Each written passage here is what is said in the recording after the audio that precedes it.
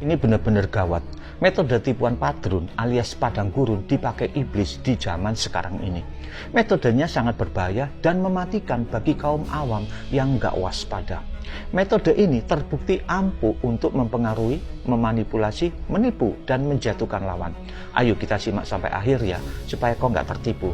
Lihat di Matius pasal 4. Di situ ada kisah konflik antara si ular dengan anak Allah.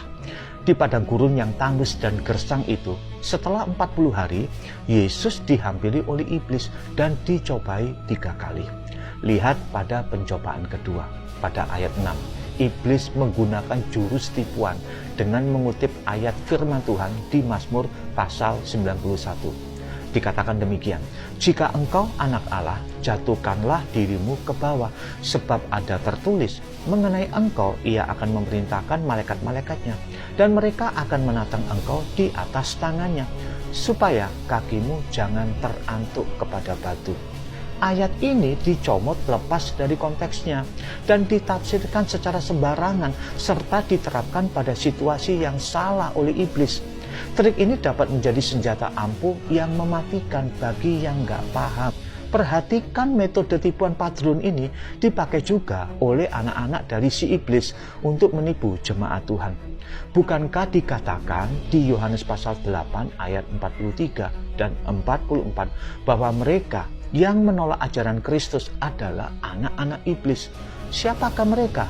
Pertama, mereka adalah nabi palsu.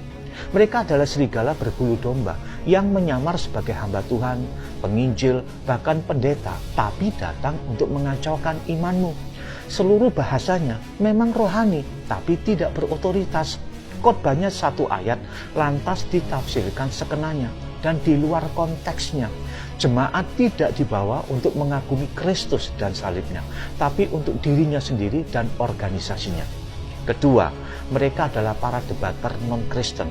Mereka suka pasang jebakan tikus, cari orang Kristen awam yang terperangkap, lantas dihabisi dengan ayat-ayat yang ditafsirkan secara ngawur demi mendukung agamanya. Bahkan konon ada yang tahu bahasa Ibrani dan Yunani, lantas dengan gaya lebay, mereka mengolok-olok orang Kristen yang kelabakan dengan serangan mereka. Jangan terkesima, jangan kaget, karena iblis pun jago kupas ayat-ayat Alkitab, tapi diputar balikkan. Lantas bagaimana respons Tuhan Yesus terhadap serangan ayat yang diputar balikkan pada pencobaan kedua itu? Tuhan membalas dengan mengutip ayat secara benar dan tepat sesuai dengan maksud kebenaran ilahi, yaitu di Ulangan 6 ayat 16.